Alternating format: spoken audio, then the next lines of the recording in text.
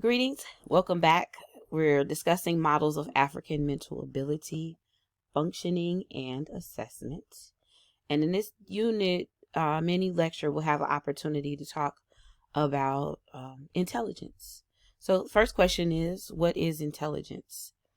Marcus Garvey gives us, so I want you to ponder that while we discuss this concept that Marcus Garvey identified, and that is that the white man has succeeded in subduing the world by forcing everybody to think his way. And the white man's propaganda has made him the master of the world, and those who have come in contact with it and accepted it have become his slave. That's deep. That's the beginning of your text. So what is intelligence? When we think about intelligence, oftentimes we can think of a certain group of people in terms of who we think is intelligent. And based on Eurocentric worldview, we may even order who we think is more intelligent based on their racial group. Intelligence is an interesting phenomenon. There is no one set definition of intelligence. Intelligence assessments historically under European worldview context has been used to order who is inferior versus who is superior. But there are, from an African worldview perspective, different cultural realities, different worldviews, so different types of intelligences. So when we define intelligence, African psychologists have argued that intelligence is what the intelligence test measures. And what the intelligence test measures from a Eurocentric perspective might not be what other cultures or groups of people call or identify as intelligent.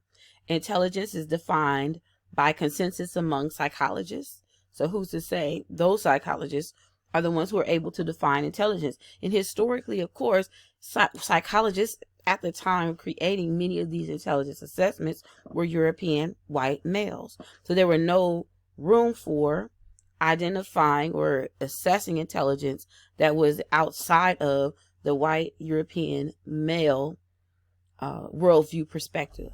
Intelligence is a summation of learning experiences of the individual, and intelligence is the aggregate or global capacity of the individual to act purposely, to think rationally, and deal effectively with his or her environment. So intelligence, there's been several issues that have emerged in terms of intelligence. And I'll talk more about it in the second unit. But one of the things that's clear is that psychologists don't agree on what intelligence is. And intelligence tests have been consistently shown not to predict for Black people and other non-whites. What that means is that historically, intelligence assessments have been used to show or prove in some instances that African people were unintelligent. But what it proved essentially was that African people could not or were not able to take the bias assessment test. We'll talk about that in the next unit. I want to get too ahead of myself. So intelligence means it seems to be different. What it means seems to be different things for different cultures. If we think about African culture, rhythmic intelligence is very important. Spiritual intelligence is important, and that's very different than in a European worldview concept. So perhaps the real issue is not what is intelligence, but can it actually be measured across different worldviews and different cultures? This is just an intelligence, where they measure solutions. And in Western culture, IQ, or Eurocentric culture, IQ, or the intelligence quotient, is a number that is used or represents intelligence resulting from the division of one's mental age by one's chronological age, and then multiplying that quotient by 100. You do need to know that. And there are several other intelligence tests that were created by European males, such as the Stanford Binet intelligence test that yields an IQ score. You also have the Wechsler intelligence test that yields a verbal score and a performance score. as well as an overall score of intelligence. And these were assessments that are given to African Americans and other people of color to assess levels or degree of intelligence that Black psychologists are arguing and have historically argued, in addition to other assessments that could have been biased in terms of the assessment. There's a couple examples from the Stanford Binet. I like this one. Determine which number comes next in a series of numbers, such as the following: 32, 26, 20, 14. Okay, put the answer in your comments.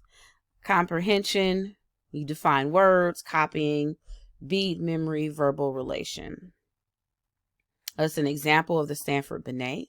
I thought it was intriguing that it had a colored girl in there.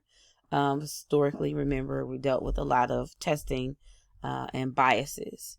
These are some paraphrase samples from the Wechsler Adult Intelligence Scale that deal with arithmetic. 3 women divided 18 golf balls equally amongst themselves. How many golf balls did each person receive? So, adult intelligence test. And this is a sample from the Dove Counterbalance General Intelligence Test that asks things like what a handkerchief head is, or which is an Uncle Tom. So this is supposed to be some more culturally congruent with other cultures. And I think this was designed to take the place of the Black Intelligence Test, which we'll look at momentarily, or in the next unit, actually.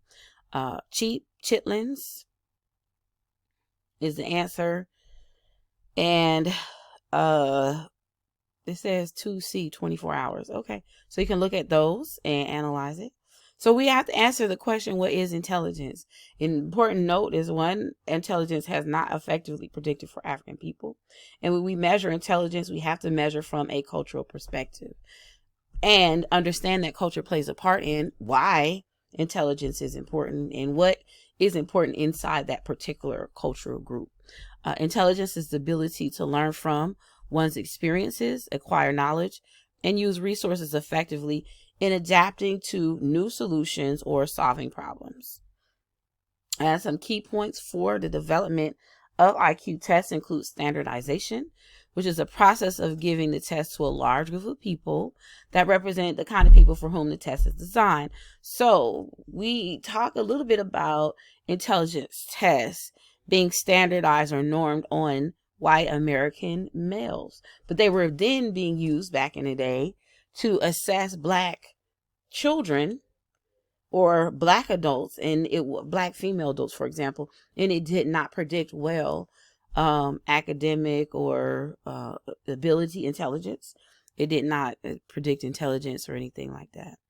Validity, the degree to which the test actually measures what it's supposed to measure. And reliability, which is once you give the test, you give it again, and to the same people, are the scores similar or the same.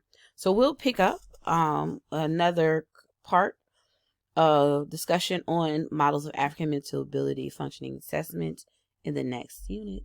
I forgot to introduce myself in the beginning. I am Dr. Mama Nico, Dr. Slater Sarah, and this is some discussions on African Black psychology. Now, the next unit I'm about to go in, y'all will be all right.